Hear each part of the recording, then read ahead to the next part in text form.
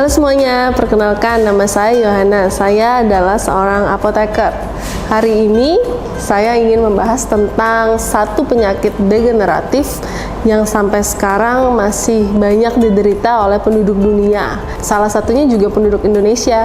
Jadi berdasarkan riset WHO tahun 2016, penduduk Indonesia tahun 2000 sudah banyak sekali yang menderita penyakit diabetes, yaitu sekitar 8,4 juta penduduk. Di sini akan saya tampilkan grafiknya. Kemudian berdasarkan WHO juga bahwa prediksinya tahun 2030 akan terdapat 21,3 juta penduduk yang akan terserang penyakit diabetes.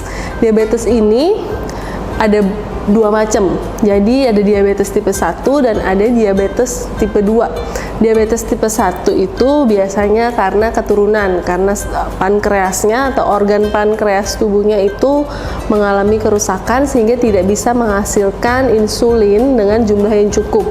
Insulin ini manfaatnya apa sih? Insulin ini membantu tubuh untuk membawa gula yang ada di dalam aliran darah untuk masuk ke dalam sel dan disimpan atau dimetabolisme oleh sel, sehingga gula ini tidak beredar di dalam aliran darah. Kalau dia beredar di dalam aliran darah, maka meningkatlah kadar gula. Kadar gula meningkat, maka disebutlah diabetes seperti itu. Kemudian ada juga diabetes tipe 2. Diabetes tipe 2 ini merupakan diabetes yang disebabkan karena gaya hidup yang tidak beraturan. Jadi sebenarnya penyakit diabetes ini, apalagi diabetes tipe 2 itu tidak bisa diketahui dalam jangka waktu pendek. Jadi misalnya hari ini kita terlalu makan banyak gula nih, kemudian besok kita terserang diabetes, enggak seperti itu.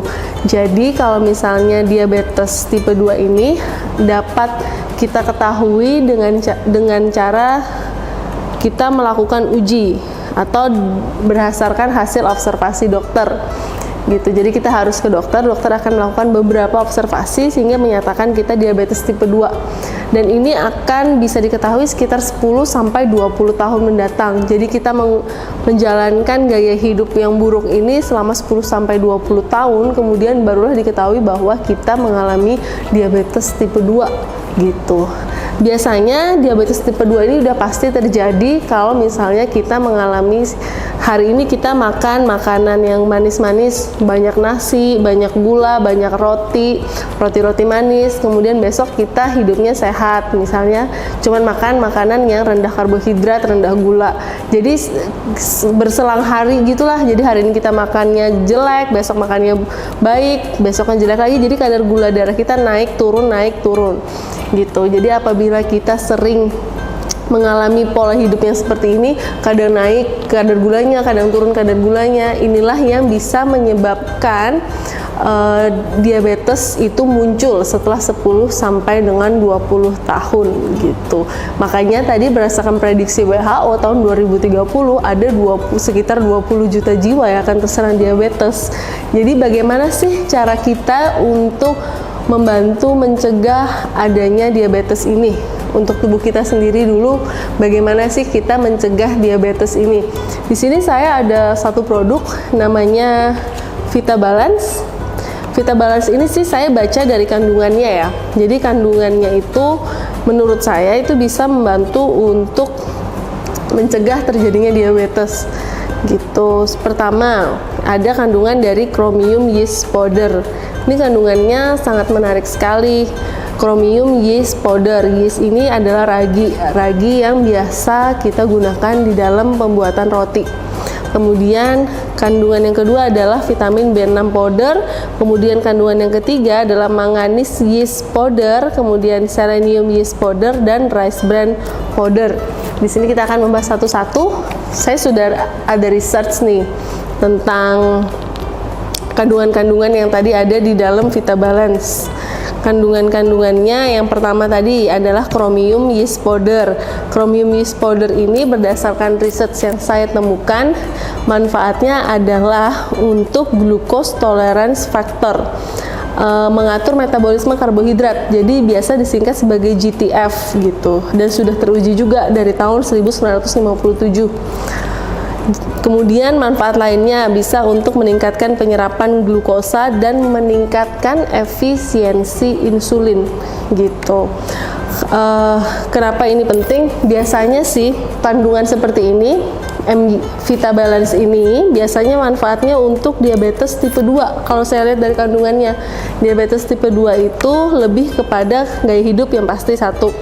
Selain gaya hidup tadi, biasanya dia karena penghantaran insulinnya ke dalam sel itu tidak bagus.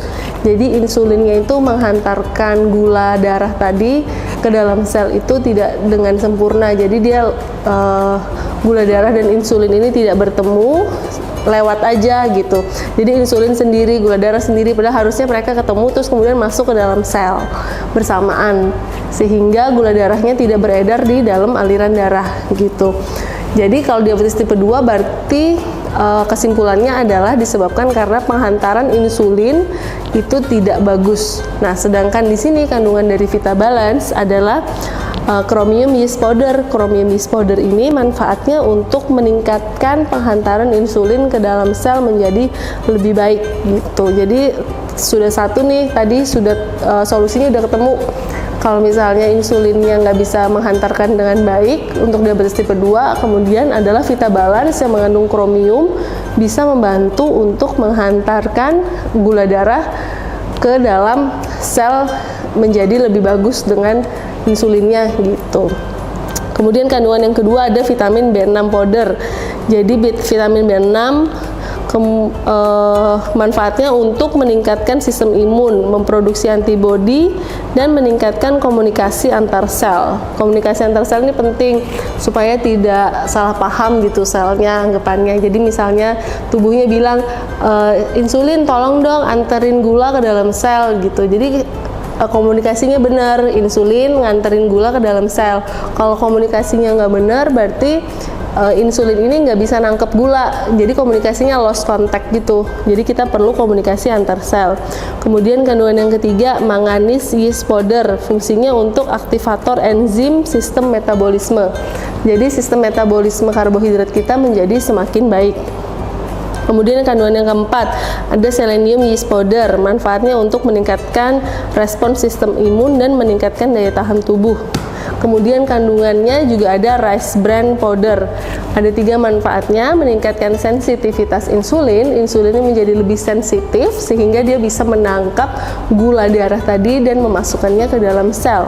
Kemudian manfaat yang kedua untuk mengkontrol kadar gula darah. Kandungan yang ketiga adalah untuk menurunkan kadar HbA1c. HbA1c ini biasanya penting untuk melihat apakah kadar gula itu sering naik turun stabil atau enggak. Biasanya ada didapatkan dari hasil uji lab darah gitu. Jadi sangat bagus juga untuk penderita diabetes untuk kadar HbA1c-nya dapat diturunkan. Jadi dari kandungan yang banyak ini tadi, manfaatnya sudah jelas untuk diabetes tipe 2 gitu. Jadi dia membantu penderita diabetes tipe 2 atau membantu kita yang belum terserang diabetes tipe 2 untuk menjaga kesehatan agar kita nggak terserang, agar kadar gula darah kita selalu stabil. Jadi manfaatnya yang pertama untuk mengatur kadar gula darah kita agar selalu stabil. Kemudian bisa juga untuk penderita diabetes tipe 2 agar kadar gula darahnya juga stabil gitu. Jadi bentuknya gini ya. Bentuknya kapsul. Botolnya gini. Tutupnya udah aman, jadi nggak bisa dibuka sama anak-anak sembarangan. Jadi harus orang dewasa yang buka, soalnya harus ditekan dulu.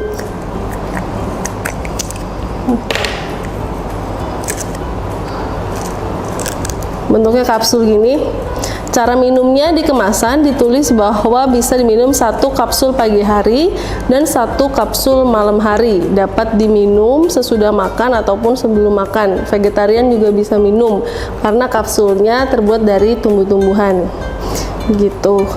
Terus ini yang penting dilakuin ya. Jadi kalau misalnya sudah terserang diabetes itu biasanya sih kadar gula darah itu harus selalu stabil kan. Kemudian penderitanya juga minum obat. Jadi kalau sudah minum Vita Balance sebaiknya obatnya juga tetap masih diminum, jangan ditinggalkan obatnya. Jadi kalau sudah kena diabetes, obat tetap diminum, kemudian dikasih jeda waktu 1 jam sampai dengan 2 jam baru mengkonsumsi Vitabalance. Atau sebelum makan konsumsi Vitabalance, makan kemudian konsumsi obat. Pokoknya obatnya nggak boleh ditinggalin dulu gitu. Jadi tetap harus minum obat, kemudian konsumsi Vitabalance ini untuk membantu menstabilkan kadar gula darah tadi. Bagaimana sih cara kita tahu kadar gula darah kita berapa? Karena penting juga untuk kita mengetahui kadar gula darah kita berapa apabila kita sudah terserang diabetes. Karena apabila sudah terserang diabetes, kemudian kadar gula darahnya itu tinggi, kemudian tiba-tiba menjadi anjlok atau rendah, itu bisa menyebabkan pusing, kemudian pingsan. Jadi kita tetap harus menjaga kadar gula darah kita tetap stabil gitu. Untuk kita mengetahui kadar gula darah kita stabil atau enggak, maka kita bisa melakukan cek kadar gula darah di rumah. Biasanya di rumah atau di apotek lah, yang cepat itu pakai cek kadar gula darah. Jadi sebelum kita mengkonsumsi Vitabalance, 1 minggu sebelum kita awal kita mengkonsumsi Vitabalance, kita cek kadar gula darah kita. Misalnya kita cek kadar gula darah kita pagi setelah bangun tidur, kita cek kadar gula darah. Kemudian 1 minggu kemudian setelah konsumsi Vitabalance, kita cek lagi kadar gula darah kita di waktu yang sama, yaitu pagi sebelum sesudah kita bangun tidur. Kita cek lagi, kemudian bisa dilihat kadar gula darah yang awal sebelum konsumsi dan kadar gula darah yang terakhir setelah konsumsi bagaimana, apakah turun, apakah stabil gitu. Jadi ini untuk mengontrol kadar gula darah kita juga agar dia tidak turun secara drastis, dan untuk kita mengetahui taraf kesehatan kita sampai mana sih gitu. Untuk konsumsi obat bisa dikonsultasikan dengan dokter.